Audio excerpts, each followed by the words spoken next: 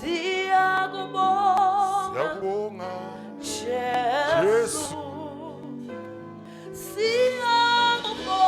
Siyakubonga udumo lonke olwa.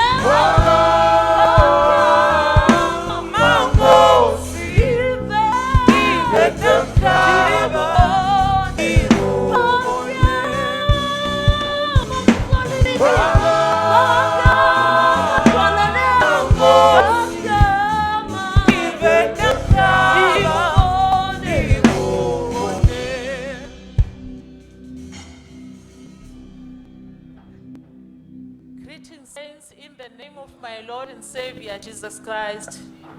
Uyasivusela make mhlanga ngeligama la Jesu. Amen. My name is Pabalo Mhlanga. Igama lakhe ngipabalo wakamhlanga. Amen. Today we're going to talk about the power of prayer. Namuhla ke sitawukhuluma ngemandla emthandazo. We are going to talk about the power of prayer. Emandla emthandazo sitawukhuluma ngawo namhla. Can we kindly read, I'll first ask someone who will read for me in English, and then maybe we can also read in Siswati. Amen. Amen. Sitawucela lo tawufunda ngesingisi iqala bese kuba khona lo cela afundze ngesiswati. 1 Thessalonians 5 verse 16 to 18. Base Thessalonica beqala verse chapter 5 verse 16. Verse 16 to 18. Can someone read for us, please? 1 Thessalonians chapter 5 verse 16. Rejoice always, pray without ceasing. In everything give thanks, for this is the will of God in Christ Jesus for you. Amen. Amen. We are being called, Bazalwani, myself and you, to pray always. Amen. Sibitelo ke bazalwane ukuthi sithandaze ngaso sonke isikhathi. It is the will of God. That is how we commune with God to improve our relationship with Him. Kuyintsandvo yaNkulunkulu sibitele ukuthi sithandaze sitokhona ukuxhumana naye ngaso sonke isikhathi sitokwenda ubudlelwane bethu naye bube ngcono bazalwane. Amen. All the children of God are supposed to or must have prayer altars. Wonke ke lo budlelwane naNkulunkulu ongumfana kaNkulunkulu kufuneka abe nenzawo yakhe la kathandaza khona akhulume naNkulunkulu. An altar is a place of interaction between heaven and earth. It is a place of exchange where heaven exchanges with the child of God. Amen. Amen. Lenzawo ke yethu yekukhuleka lelikona lakho lakhona ukhuluma khona naNkulunkulu. Indzawo lapho khona kuchumana umhlaba nelizulu kukhulumisane. Amen. As a child of God, we should not be naive. We should be wise. We are called to be wise, bazalwane. Asingalibalini ke bazalwane kufuneka sihlakaniphe saphila la emhlabeni. We are to take our altars very serious.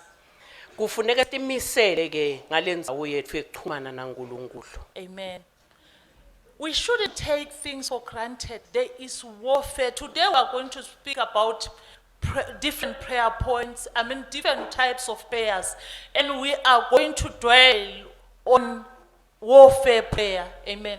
Akufuneke sikuthathele phasi ke le prayer lenzawo yethu yekuthandaza. Akufuneka sikuthathele phasi kuchumana nelizulu ngoba dinengi indlela lapho khona sihlaseleka khona ekukholweni kwethu. Amen.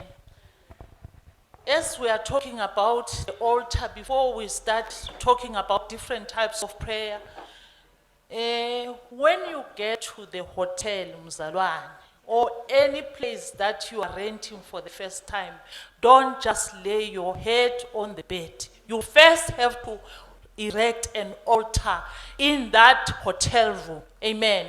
Amen. Akufuneki ke sithathele phasi ke indzaba yethu yemthandazo nekuba nenzawo yethu lapho nasixhumana khona naNkulunkulu. Noma ngabe ufika ehotela, noma ngabe ufika la khona ucasha khona, kufuneka ufike uyikhethe indzawo lapho khona uxhumana khona naNkulunkulu. Asingathatheli phasi ungathi uma ufika nje uvela ubeke inhloko phasi bese soyalala, khetha indzawo lapho khona utawuxhumana khona nelizulu. The Bible says, my people perish because of lack of knowledge. Lithi iBhayibheli bantfu bayaphela ngenxa yekuswela lwati. Amen. You will end up inheriting evil spirits without your knowledge. Utawugcina so ubuthe nemimoya lemibi ungakaconzi. Amen. When you erect an altar, for per se you are in a hotel, you must first repent of all the sins that were performed in that hotel room. Ufuneka uthi mawufika nje kulenzawo lenjengelihotela ufike ucithe yonke lemimoya nawe uphendvuke ungaze wemukele noma ubuthe imimoya lemibi yetintfo lebedenteka kuleyo ndzawo leyo letimbi letingaba tingcinamba endleleni yakho. Amen. You first have to repent and then make an announcement in the heavens that, Lord, I repent of any sin that was committed in this hotel room on this bed. Now I am making an announcement in the heavens. Now that the children of God are now in this room, let there be an angelic traffic. And I thank you, Lord, that you will hear our prayers when we pray from this room. Kufuneka ukuthi ufika ke kulenzawo leyo lentsha lotawuhlala kuyo njengasehotela uyicithe yonke lemimoya umemetele emazulwini uwabide ukuthi akehle angene la kulenzawo ayicithe yonke lemoya lemibi lebeyendeka noma kuleyo mbedze noma kuleyo ndlu lapho khona utabuhleti khona wena uwameme ukuthi aka take over emazulu lapho kulenzawo lakhona sekunawe khona wena mphana waNkulunkulu. Amen, bazalwane. Because when you come back from that hotel room, say you are a couple, a Christian couple, sometimes you will wonder, why is this man or this woman now having the spirit of lust? You picked the spirit of lust from that hotel room. Ngoba manganga wacithi ke lamademon leni wakhanzela lapha kulendlu uyabekisa nje make emhlanga ukuthi mangabe nje bekunebantfu labangakholwa labanelidemon lenghanuko utabeso uyamangala senibuya nababekhaya noma nama ekhaya sekabuya sekaphethwe ngileti nghanuko lenitibuthelena ngoba nikade ithandazele nathi icisa ngeligama laNkulunkulu utawumangala wena ukuthi kwenekeni. Amen. Okay. The different types of prayer that we are going to talk about are tindlela tekuthandaza ke akatasinika dona ngiletilandzelako. prayer of adoration, intimate and confession. Usifundisa ngemthandazo Adoration, intimate and confession. Okay. That is where you honor God, praise God, and being intimate with God and confessing your sins. I can call that a general prayer. uthi ke kunomthandazo nje lobamba konke wekubusisa uNkulunkulu wekuhlangana naNkulunkulu nibe nebudlelwane lobudvutane naNkulunkulu budlelwane nje umthandazo lo coverisha konke yes nekuvuma tono. Amen. And then we have a corporate prayer. Bese kunemthandazo wemsebenzi lohambelana nabo bonke bantfu hlanganisa bonke bantfu. A corporate prayer is when we pray as a church. Khona sithandaza khona sibaningi. sibandla Amen. sibanenge sibambisene. A corporate prayer is very powerful. It helps, especially when you feel like you are going down spiritually. When you get to church and there is prayer, because she comes with her fire, Baba Mhlang comes with his fire, everyone comes with their fire. You get ignited as you pray with bazalwane. Lo mthandazo lona ke wekuhlanganyela ngumthandazo lomcoka kakhulu ngoba noma ngabe udiva uphasi uyakusita ukuthi mangabe umzalo nethite uta nemlilo wakhe nalomunye uta nemlilo noma ngabe udiva uphasi kwani uyaphakamiseka wena kuloyo thandazo. Amen. And then there is thanksgiving prayer. Nethandazo wekubonga. Amen. That's where we thank God for all the things, good things that He has done for us. Ngilapho khona sibonga khona umdali ngako konke lakasendele kona. Amen.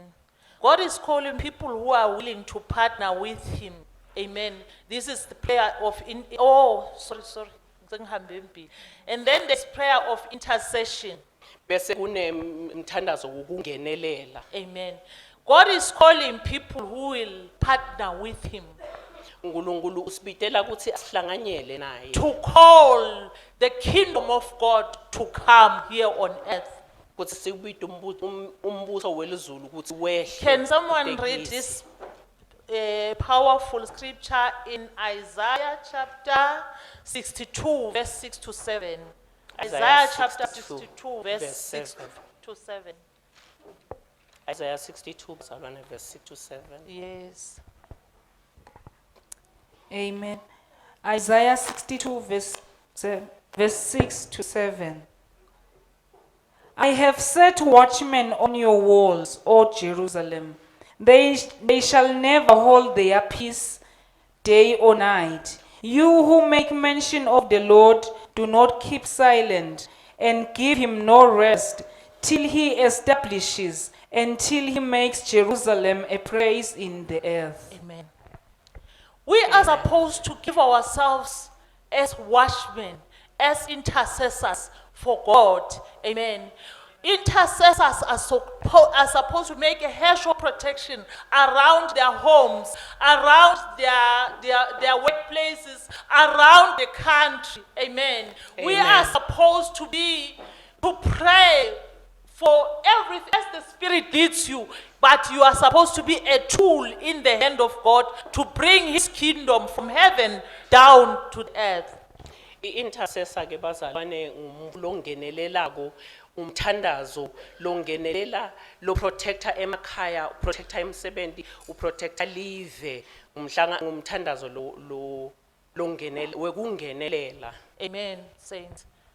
And intercessors, they're supposed to be intercessors in each and every church. Kufuneka kube khona abantu labathandazela kungenelela kuwo onke emabandla. We have disputes today in churches because the children of God who are supposed to intercede are sleeping. Balele bazalwane kufuneka ngabe bathandazela kungenelela enkunzweni. Yiko sinedincabango nolingaka emabandleni kulamalanga. Amen. Today we are going to concentrate on spiritual warfare. Namuhla sitawugcila kakhulu ekuthandazeleni kulwisa kwemimoya. Amen. Says my soldier uNkulunkulu namuhla. What the soldiers of God today. Amen. Sometimes warfare ayikhulunyiswa kakhulu in churches. yet we need it more than we think we need it. Siyadinga kakhulu ukuthandazela imimoya yekulwisana kakhulu emasonfeni naloku sekubonakele ukuthi akusiyo into lesivamise kuyithandazela emasonfeni. But the devil is fighting each and every day. Onke malanga sathane uyalwa. Amen. Bazalwani, we need to be very, very vigilant in prayer. Kufuneka sinake kakhulu sithandaze. When you wake up as a child of God, you have to speak to the womb of the day and redeem everything that was proclaimed by the devil against your life. Mawuvuka ekseni onke malanga kufuneka uthandaze ukhulume nesibeletho salomubi lebekufuneka lokubi lekufuneka kutalwe langeni lakho ngelelo langa lelo ukukhuthe ngeligama la Jesu. The enemy uses the elements of God to limata mina nawe. Yabo. To hurt me and you. He uses the elements that were created by God while we are asleep. Masilele ke lo mubi uyakusebenzisa lobe kokudalwe uNkulunkulu akusebenzise kusilimati mina nawe. I had a book, even though someone took it. It was a Muslim who used to be in cult, not just Muslim. This man was in a cult. He exposed different things that they did while he was still living in the darkness. Kunencwadi lebekayifunza ke emhlanga lebeyikhuluma ngeMuslim lo bekunetinfo lakati reveal kule ncwadi lebekayifunza akhuluma ngetinfo lebebadena ngesikhathi asesebubini asengaphendvuki yena lo bekabhala. You see them in the mornings around 3 o'clock a.m. Baphethe ma rosary, they carry rosaries and they enchant in town. Before you know it, the shops for swazis are closed. They are taking over while the Christians are sleeping. Makalele ke makholwa uyabhala lo mbhali ukuthi basebenzisa itinfo letifana nemarosari. Emarosari siyawati bazona netiphambano lesitigcokako lele sikholwa ngato thine bahamba bakhuluma bacalekisa titolote emaswati ukuthi ngaprosperishi tikhona ngondlobala tabo ngoba emaswati emakholwa alele akathandazi bona basebenzisa tinfo tethu against us. Amen. They use the elements of God, the sun, the moon, the stars, the heavens, the waters, and the earth. Ukuthi umakavela nje, this thing must happen to him or her. Basinqoba ke ngalamandla emadimoni basebenzisa tinfo They letati enchant things in them. lebetibekelwe ukuthi tisite tsine basebenzisa langa nemanti nenyanga nato tonke nje tinfo nemanti tonke tinfo lebetibekelwe ukuthi tisite tsine makholwa. Amen. In Colossians chapter 1, I will not read it. I've forgotten what verse it is. It says, God entrusted everything in the name of Jesus. And all things were created for him and by him. Basekolose bekucala elivesini lesingeke sesilisho namuhla uNkulunkulu wadala tinfo ukuthi tisite tsine. They were created by him and for him. Dadalwa nguye uNkulunkulu idalelwa yena.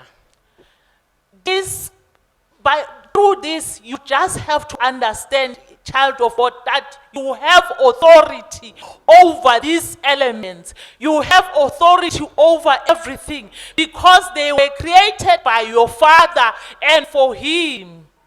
Tonke letinfo leti sinemandla tsine ngato ngoba tatidalwe ngubaba wethu lo uNkulunkulu idalelwe yena bawethu tsine njengendlalifa takhe sinemandla aletinfo letidaliwe.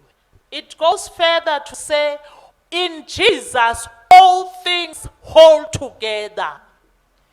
Liyaqhubeka iBhayibheli lithi ngaJesu tonke tinfo tibambana tibumbane tibe lokuhle. As a woman, you take authority over your marriage and surrender your marriage to God. Lord Jesus, I thank you that in you, my marriage hold together. In you, my career hold together. In you, my children hold together. Amen. We have to learn to pray the word of God. No, do not just pray anyhow, mzalwane. Pray the word of God. Kufuneka sifunzeke ukuthi masithandaza thandazele ukuthi konke akubambane kube ngilolu bekudalwe nguNkulunkulu. Sithandazele imishado yethu, sithandazele abantu bethu, sithandazele konke kwethu. Kufuneka sifunze ukuthandaza ngendlela leyingiyo. Live, pray the word of God. Yes, thandazele ivi la nguNkulunkulu. Sebenzise lamazwi la kasinika wona eBhayibhelini. Because the Bible says, the word of God shall not return unto him void, but it shall accomplish that which it was sent for. Ngoba liyasho lona livi ukuthi ivi la nguNkulunkulu alibuyi emuva lambada, libuya likutholile lokho lebeliphumele ukuthi liyokulanza. And when you pray the word of God, you pray God himself, and he has to answer you because you have prayed him.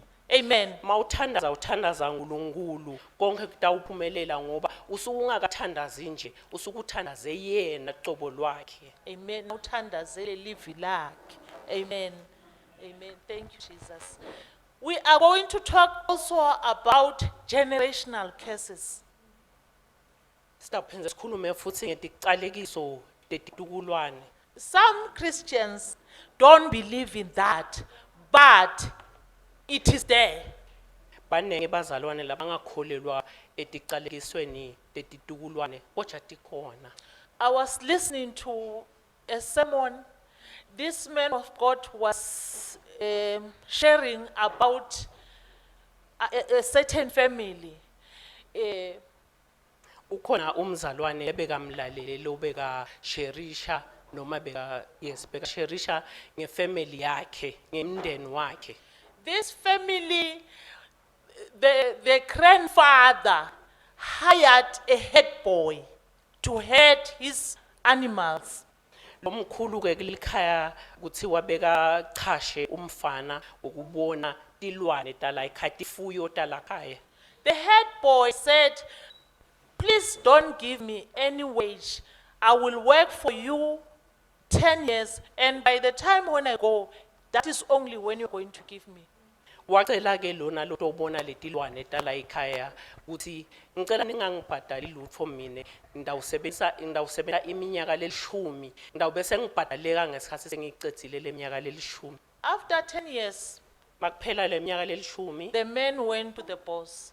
wahamba ke lo mfana lobona lendvodza lebona He was now a letilwane. man. Bese ayindvodza ngaleso sikhathi. And he had a child with one of the village girls in that village. Bese anemphana ke namunye wetinfombi lapha kulendzawo lapho bayasebenta khona. Amen. So this man didn't have the money to pay this headman. Lo babe lomnikati waletifuyo beketi imali kumbadala lona bekambonela letifuyo. He decided to kill him. Wabona singcono ambulale. That night, he asked for, since it's my last night here, can I please bring the mother of my child and my child so that we can sleep together? Just tonight, I ask you just to permit me to sleep with my child and the baby mama. Just Wacela ke today. imvumo yokuthi ngoba ubusuku wakhe begcina kulendzawo uyacela ukuthi afane alithele lenvombi yakhe kanye nalomphana wakhe batawulala kanye la kulelikhaya ngalobo busuku nje kuphela. when they were sleeping, the man and one of his sons bent the heart. Bathi basilele ke ngalobo busuku lobo lendvodza lemnikati waletifuyo nayinye emadvodzana ayo yafike yashisa lendlu labalele khona. By the grace of God, the child survived. Ngemsa waNkulunkulu lomphana wasinza. But the man and the baby mama died. Omake walomphana nababa walomphana bashona. The man who had gone for prayer was an educated someone, a professor. lo mvulo bekahambe waye emthandazweni And he was saying, him and his family and the children, each time they were supposed to get blessings, a head boy or headman would appear in their dreams and the blessing would just vanish. sonke isikhathi bekathi makathandaza No, natawuthola sibusiso, uvelele ndvodza, lelelusa.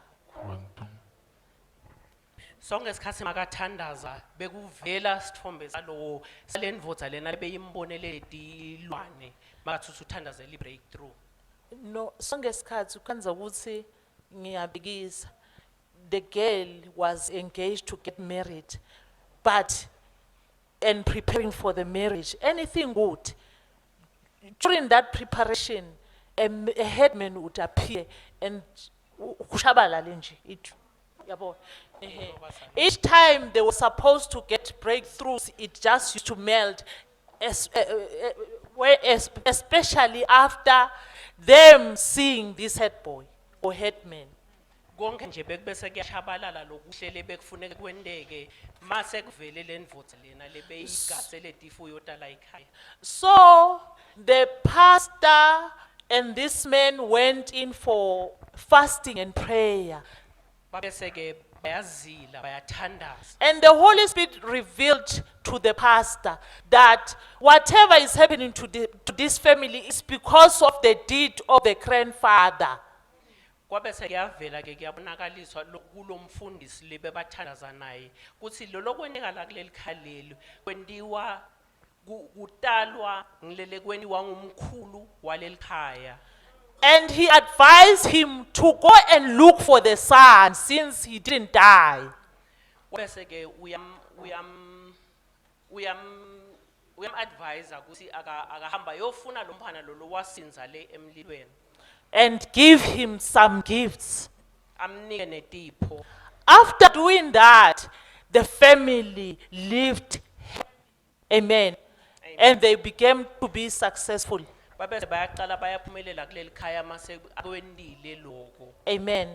When you see something happening in your family, mawubona khona lokwendeka which is a pattern, lokuyipattern lokuvamisile kwendeka don't just ignore it. ungakulahleli nje Some people may be in the family, there's a case that you won't live beyond the age of 50. Or if you see that thing is a pattern, you must break it in prayer and fasting. mabe khona lokwendeke kabo nje emndenini wakho uyakubona sikuyavamisa kwendeka ubeka ke i-example yokuthi mangabe nje kuyashonwa mawufika ku50 kufamily yakho kuyashonwa kufuneka ungakekeli nje nikuthandazele ndo breaker ndo gamula le curse There's a lady who told me that her aunt cursed her family, that no one will get married. ukhona lo wamtekela ukuthi efamilini yakhe babedala yes babedala wakhona wabaqalekisa ukuthi kude nje lotawushada la kulomndeni Amen. Indeed, the two ladies got married, but they divorced. vele kundeka kanjalo bathi noma bangashada babili la ekhaya bagcina badivorcile Her brother never got married. umnakabo ke yena kazange ke vela He has a good career, he has money, but no marriage. unemsebenzi lokahle unetimali takhe kepha kakhona ukushada Amen. So, bazalwane, let us take our destiny serious. lingembili letfu asilicokelele ngalo Amen. We must speak life into our destinies, into our family. Prophesy what you want to see. Amen. Change what the devil has done in your family by prophesying, speaking to those dry bones. Amen. asikhulume lokuyimphilo elingembili letfu sikhulume iprofetho letihle letiphilako sikhulume imphilo elingembili letfu Amen. Pray for your children. Shoot them. Amen. The word of God tells us that the children are to be shot as arrows in the hand of God. Amen. Abantwana bethu ababeyimicibisholo emthandazweni yethu. Shoot them to make it. Ababeyimicibisholo yekuphumelela. Stop cursing the seed of your womb. Singabaqalekisi. Uthi wena angeke uba lutho. Vuyawuva. Abantwana bethu. Amen. Yes. And don't allow people to confess negative over your children. Ungabavumeli abantu ukuthi bakhulume lokubi. If ngebantwana bakho. someone speaks negative over your son or your daughter, cancel it immediately with the blood of Jesus. Mangabe kukhona lokhuluma lokubi ngempanako uvele ukucishe ngeligama la Jesu. And fathers, I beg you in the name of the Lord. Bobabe The word of God says, fathers, do not provoke your children to anger. bobabe ningabagwadisi bantwana benu kusho liBhayibheli. Fathers usually agree with the devil when their children are wayward. Mangabe bayedzele labantwana bendi kahle bobabe bavamise kuvumelana nasi. Why am I saying that? Why wena kude kwakho wena vele nje awuva uyabona. You speak what the devil is doing unto your own child. Bobabe bayavamisa bese bakhuluma lokubi lokunywa ngilomubi bakhulume kubantwana babo. Why is God not saying parents? Because he knew that the fathers are the ones labatawukhuluma kanjalo. Sizathu sokuthi iBhayibheli lingasho ukuthi batali ningakhulumi lokubi kubantwana ngoba beladi ukuthi bobabe labavamisa bese bayashuthuka. I've heard even from pastors' wives that the fathers kisses their children. Wakuva ke make emhlangana bomka bakhokheli ukuthi vele labo babe banako lokubese bayalahlela nje banfanele. You have to speak life. You have to speak the word of God upon you. Positive empilweni bantwana bethu. And affirmation. Khulume loku positive. But boy children, usually, the enemy is after the boys. Amen.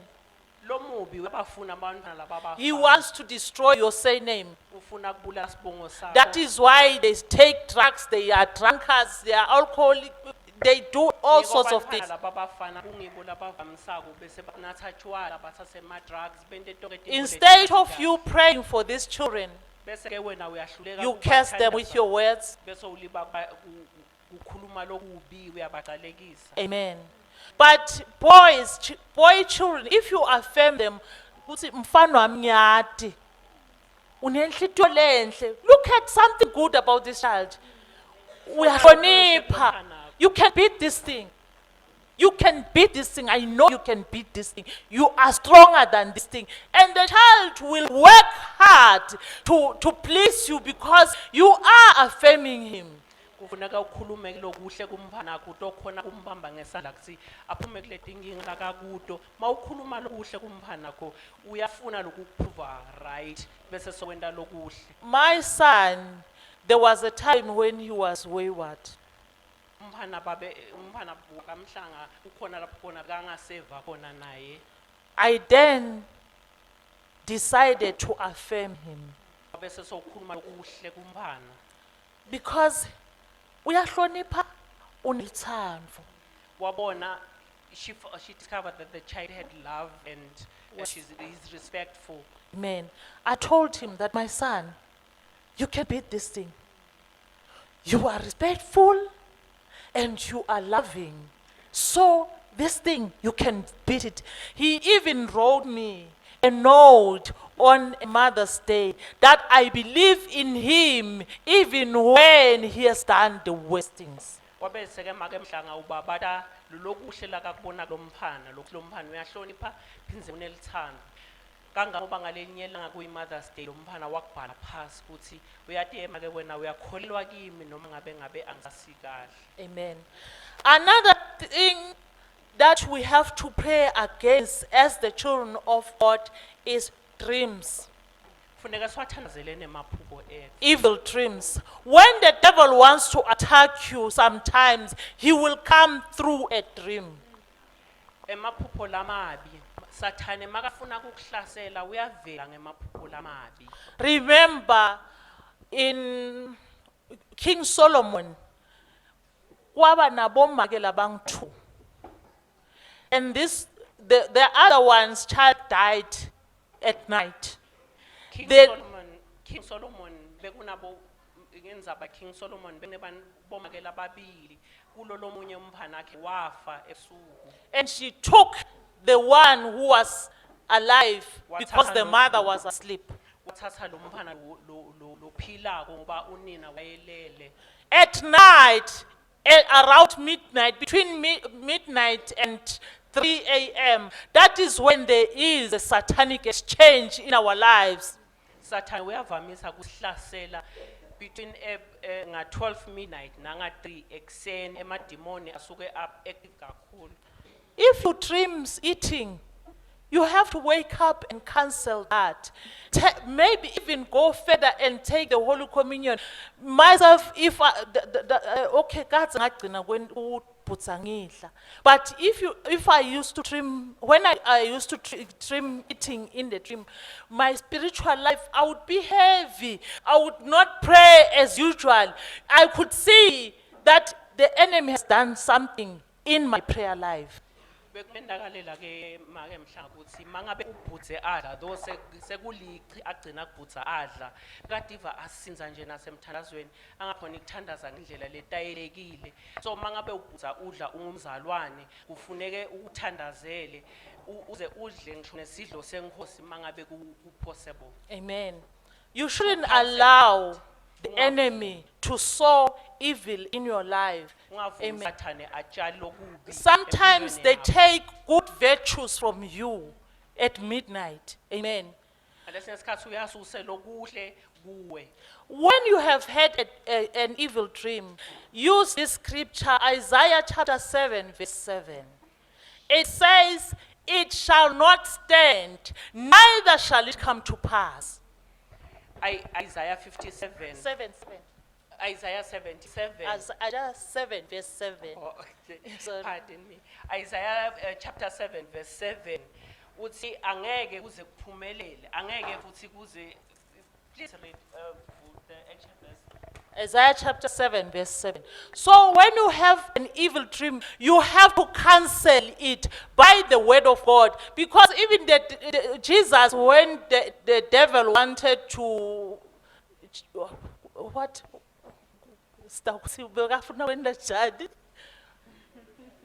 To tempt him, he said, "It is written. It is written." So you have to counteract whatever the enemy tries to do in your life with the word of God. Laka kuzamako Sathane kuwe kufuneke ukhansele ngalo livi la uNkulunkulu njengangesathi Jesu alingwa ngisathane wavele wadvonsa lona livi wathi kubhaliwe. Yes. The word of God says, "It shall not stand, neither shall it come to pass." So when you wake up from an evil dream, tell the devil that, "Devil, it shall not stand, neither shall it come to pass," according to the word of God. Funeka noma ngabe uneliphupho lelibi uvuke uthandaze usho ukuthi angeke lime phinde angeke lize lifezeke ngeligama la Jesu. Amen. So, bazalwane, I would like us to stand and pray Ngingathanda sithandazeni before we end this sermon, bazalwane. singaqedi lenkonzo yanamuhla. Amen. Can we kindly stand?